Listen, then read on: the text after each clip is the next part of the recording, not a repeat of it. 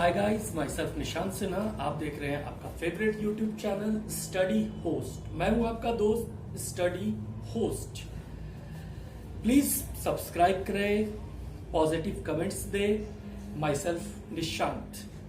So study host आपका favourite YouTube channel है। आज हम लोग बात करेंगे मेंसुरेशन क्लास 7th। मेंसुरेशन के अंदर सबसे पहले हम लोग फॉर्मूला देखते हैं। जैसे कि हम लोग सबसे पहले अगर बात करें तो एक रेक्टेंगल की बात करते हैं जिसमें लेंथ होता है, ब्रेथ होता है। This is also length, this is also breadth. So area of rectangle क्या होता है? Area of rectangle is equal to length into breadth. अगर हमें ब्रेथ पता करना है तो ब्रेथ इज इक्वल टू होता है area of rectangle divided by length.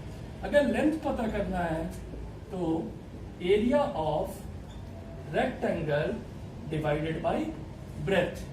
तो अगर हमें एरिया पता है, लेंथ पता है, एरिया निकालना है तो लेंथ इंटू ब्रेथ कर दीजिए। अगर हमें ब्रेथ निकालना है तो एरिया डिवाइडेड बाय लेंथ कर दीजिए। और अगर लेंथ निकालना है तो एरिया डिवाइडेड बाय ब्रेथ कर देंगे तो हम लोग मिल जाएगा। इसके अलावा अगर हम डायगोनल की बात करें, डायगोनल ऑफ रेक्टेंगल की बात करें तो डायगोनल क्या होता है? इस एंड को इस एंड से जोड़ने वाला लाइन।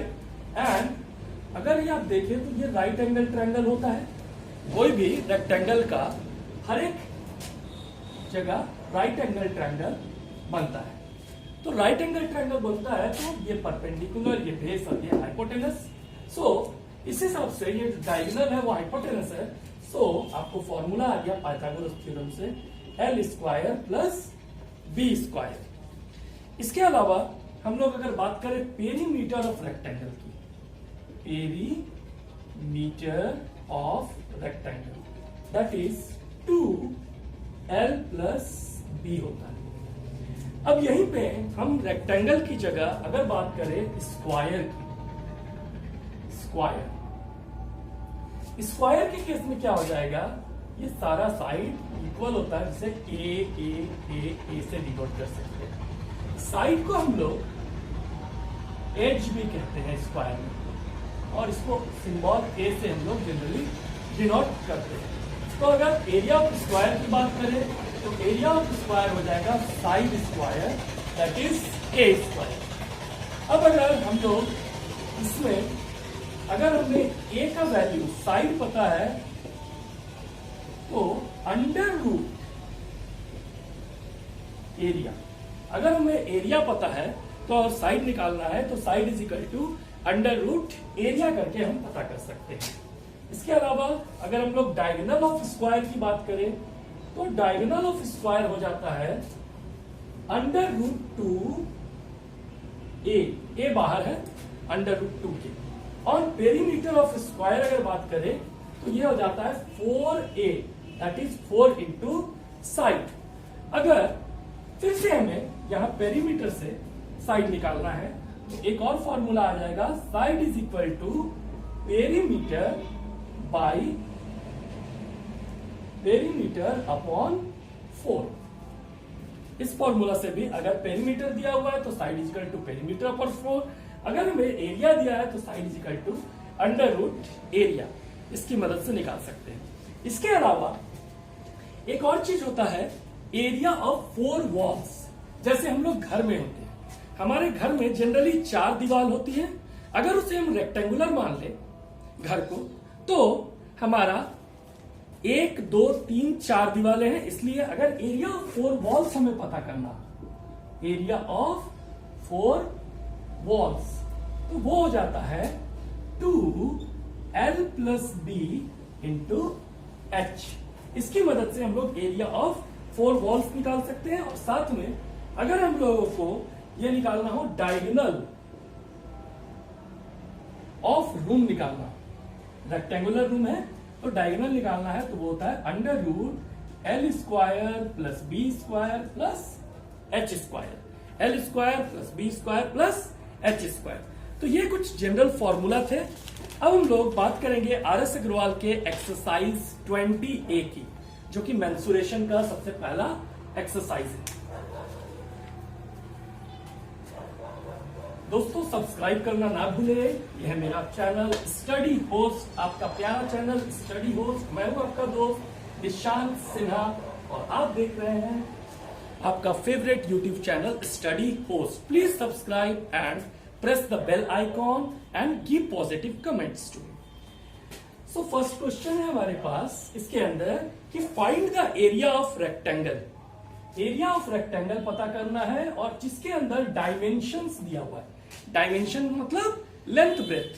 अगर रेक्टेंगल की बात कर रहे हैं तो लेंथ ब्रेथ, अगर हम किसी क्यूबॉइड के केस में डायमेंशन बोल रहे हैं तो length breadth height. So dimension है हमारा L is equal to length है 24.5 मीटर एंड ब्रेथ है 18.4 मीटर। सो हमें फाइंड आउट करना है कि हमारा एरिया कितना होगा। तो area of rectangle is equal to length into breadth. So length is 24.5 metre multiply 18.4 metre, that is जब हम मल्टीप्लाई करेंगे तो ये आ जाएगा 450.8 मीटर स्क्वायर मीटर। इसे ऐसे भी लिख सकते हैं या इसी को हम 450.8 स्क्वायर मीटर इस तरह से भी लिख सकते हैं। सो इस रेक्टेंगल का ये तो बहुत सिंपल क्वेश्चन था, लेंथ और ब्रेथ दिया हुआ था, सेम यूनिट था, मीटर मीटर निकल गया। दूसरा क्वेश्चन में थोड़ा सा ट्विस्ट है। लेंथ यानी कि डायमेंशन आपके दूसरे क्वेश्चन का दिया हुआ है 12.5 मीटर, लेकिन ब्रेथ में दिया हुआ है 7.4 dm। अब आया ट्विस्ट, ये है मीटर में और ये है डेसीमीटर में। तो या तो मीटर को डेसीमीटर में कन्वर्ट कीजिए या डेसीमीटर को मीटर में कन्वर्ट कीजिए। कैसे कन्वर्ट करते हैं तो हमें पता होगा आपको, kilometre, hectometre, decametre, metre, decimetre, centimetre and then millimetre. तो हम चेंज करेंगे डेसीमीटर को मीटर में, तो नीचे से ऊपर की तरफ जा रहे हैं इसीलिए डिवाइडेड बाई 10 हो जाएगा, 10 मीटर। यानी ये 10 ये पॉइंट एक डिजिट आगे घसकेगा 0.74 मीटर। तो अब हम निकाल सकते हैं एरिया रेक्टेंगल का। Area of rectangle is equal to length into breadth, that is 12.5 metre multiply by 0.74 metre. अब हम मल्टीप्लाई जब करेंगे 125 को 74 से तो हमारे पास आ जाएगा मल्टीप्लाई करने के बाद आंसर 9.25 स्क्वायर मीटर। 125 इंटू 0.74 जब हम करेंगे तो हमारे पास 9.25 स्क्वायर मीटर आंसर आ जाएगा इसका। इसके अलावा हम लोग बात करते हैं क्वेश्चन नंबर 2 की। ये तो दोनों बहुत ही मोस्ट इजी क्वेश्चंस थे, होप आपने लिख लिया होगा। क्वेश्चन नंबर 2 की बात करते हैं।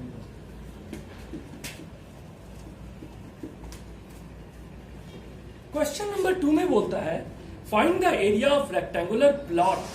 एक रेक्टेंगुलर प्लॉट है जिसका आपको एरिया बताना है। माना हमने रेक्टेंगल है ABCD, इसका एरिया बताना है।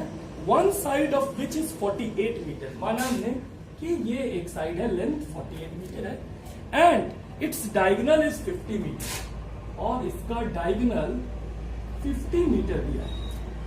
अब हमें इसका क्या बताना है, एरिया बताना है इस प्लॉट का। एरिया कैसे हम निकालेंगे? एरिया के लिए हमको क्या पता है, area of rectangular plot is equal to length into breadth. अब हमारे पास लेंथ तो 48 मीटर है लेकिन हमारे पास ब्रेथ नहीं। ब्रेथ को निकालने के लिए हमें एक बात पता है, रेक्टेंगल में ईच एंगल इज 90 डिग्री। यहां 90 डिग्री का एंगल बनता है। सो जब 90 डिग्री का एंगल बनता है तो CBA ट्रायंगल में अगर हम लोग सोचे, इस ट्रायंगल में, इस ट्रायंगल में CBA में, तो ये हमारा बेस है, ये हमारा हाइपोटेनस है और ये हमारा परपेंडिकुलर है। So perpendicular is equal to hypotenuse square perpendicular is equal to under root H square minus P square होता है। अब इसी को हम लोग लिख लेंगे, क्योंकि वो हमारा बेस है, so B our base is equal to under root diagonal square minus length square. यहां हमने पाइथागोरस थ्योरम अप्लाई किया, बाई पाइथागोरस थ्योरम। तो ये हमारा क्या हो गया, 50 का स्क्वायर माइनस 48 स्क्वायर। 50 स्क्वायर होता है 2500, 48 होता है स्क्वायर 2304। तो under root 196, under root 196 14 multiply by 14 होता है, दैट इज 14 मीटर। ये हमारा आ गया base. Sorry breadth. So length and breadth is 14 metre. जब इनको मल्टीप्लाई करेंगे तो आ जाएगा हमारा answer 672 metre square metre answer आ जाएगा हमारा। अब इसके बाद हम बात करते हैं क्वेश्चन नंबर आपका 4।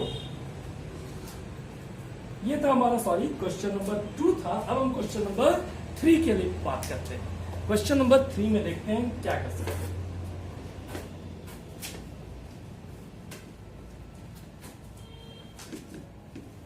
क्वेश्चन नंबर 3 में बोलता है the side of a rectangular park are in the ratio 4:3। एक रेक्टेंगुलर पार्क है, उसका साइड 4:3 है। तो मानते हैं कि रेक्टेंगुलर पार्क का साइड हो गया 4x और 3x।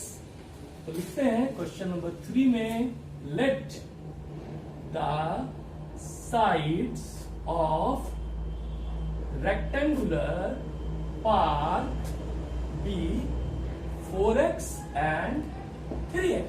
4x that is length and 3x that is breadth. Area is given 1728. Area of rectangular park is equal to 1728 square metre it is given. तो एरिया की जगह हम लोग लेंथ इंटू ब्रेथ रखते हैं 1728। सो लेंथ है 4x multiply 3x is equal to 1728। यहां से 4 3 जा 12, x square 728।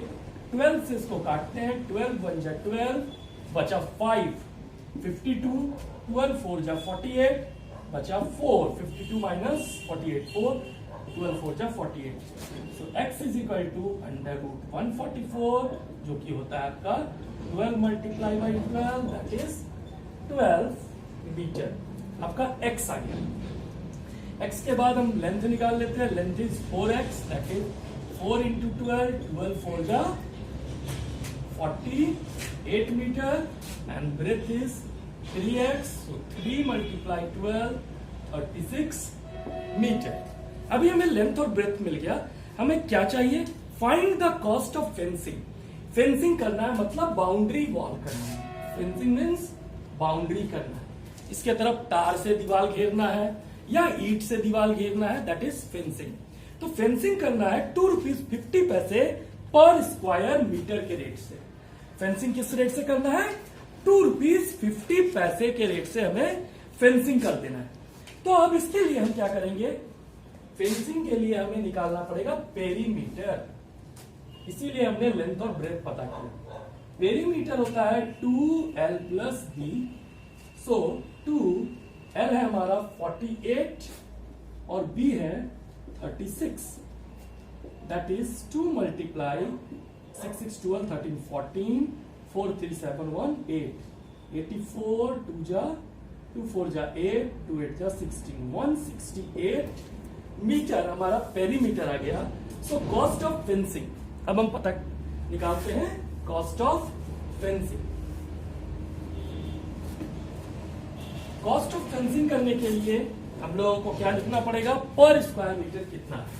Since cost of fencing 1 square metre is equal to ₹2.50. So therefore cost of fencing, how much? 168 square meter. So 168 multiplied by ₹2.50. So that is 420 rupees. कैसे आया देखना चाहेंगे. 168 को हम लोग मल्टीप्लाई करते हैं, यहां से हम पॉइंट हटाते हैं, आ जाता है 100. 0 0 कट गया.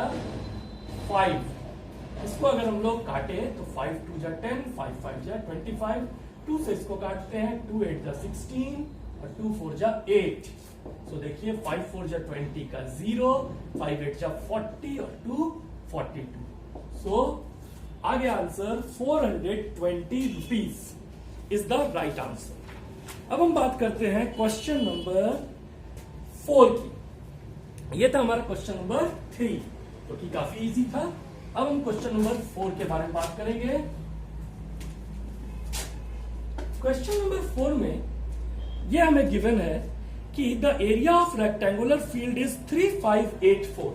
एक रेक्टेंगुलर फील्ड है जिसका एरिया 3584 स्क्वायर मीटर एरिया दिया हुआ है. इसके बाद लेंथ हमें दिया हुआ है 64 मीटर. ठीक है.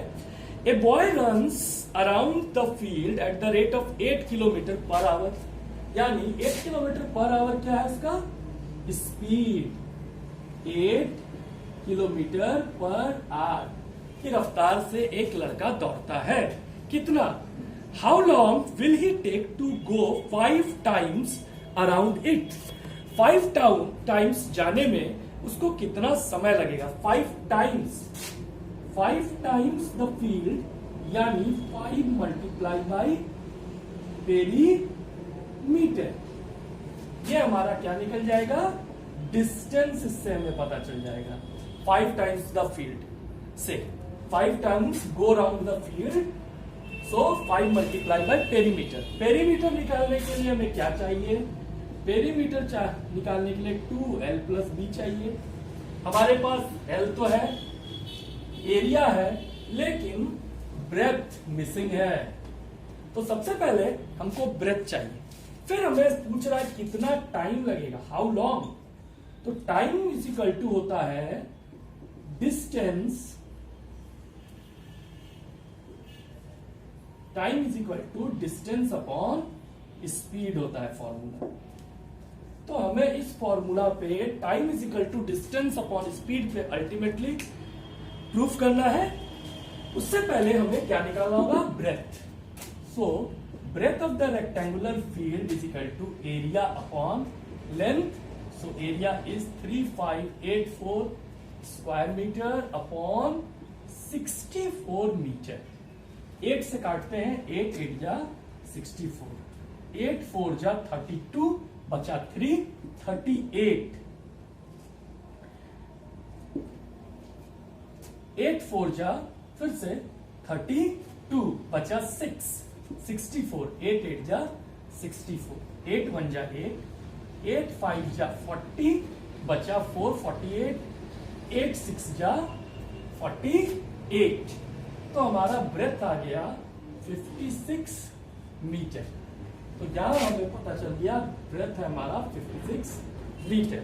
तो अब हम डायरेक्टली लिखते हैं time. Therefore time is equal to distance upon speed. Distance है हमारा 5 times, so 5 multiply by perimeter that is 2l plus b. And speed है हमारा 8 kilometre per hour. Per hour मतलब 1 आवर. तो अब हम यहां पे पता करने की कोशिश करेंगे कि हमारा कितना होगा टाइम. तो 5 मल्टीप्लाई बाई 2, लेंथ है हमारा 64 मीटर, ब्रेथ है हमारा 56 मीटर. और 8 किलोमीटर को मीटर में कन्वर्ट करेंगे तो ये बन जाएगा 8000 मीटर. और क्योंकि ये मीटर में है हमारा, और पर आवर को ऊपर ले जाते हैं तो वो हो जाएगा इंटू 1 आवर. अब इसी को हम लोग अगर डिवाइड करना है हमें, तो हमें सबसे पहले क्या करना है, 5 इंटू 2 इंटू 6 4 10 का 0, 6 5 11 1 12 120 मीटर इंटू 1 आवर में होता है 60 मिनट डिवाइडेड बाई 8000 मीटर। अब हम लोग देखते हैं, 1 0 1 0 कट गया, 1 0 1 0 कट गया। अब हमारा 80 है, 2 से 2 40 बार में 80, उसके बाद 5 8 जा 40, उसके बाद 2 4 जा 8, 2 3 जा 6 एंड 4 3 जा 12, 3 3 जा 9 minute. 9 minute is the answer इस क्वेश्चन का। क्वेश्चन नंबर, ये है आपका क्वेश्चन नंबर 4। इसका आंसर है 9 मिनट उसको लगेगा 5 टाइम्स उस फील्ड के जाने में 8 किलोमीटर पर आवर की रफ्तार से। कैसे निकाला था हमने time is equal to distance upon speed के हिसाब से। डिस्टेंस था 5 टाइम्स उस फील्ड के चारों तरफ गया, इसलिए 5 times into boundary that is perimeter 2l plus B, और स्पीड हमने 8 किलोमीटर पर आवर दिया और किलोमीटर को मीटर में कन्वर्ट किया, आर को हमने मिनट में कन्वर्ट कर लिया और हमने कैलकुलेट किया 9 मिनट आंसर। और सबसे पहले हमें ब्रेथ निकालना था, ब्रेथ के लिए area of rectangle upon length की बात किया हमने। अब हम बात करते हैं क्वेश्चन नंबर 5। देखते हैं क्वेश्चन नंबर 5 क्या कहता है।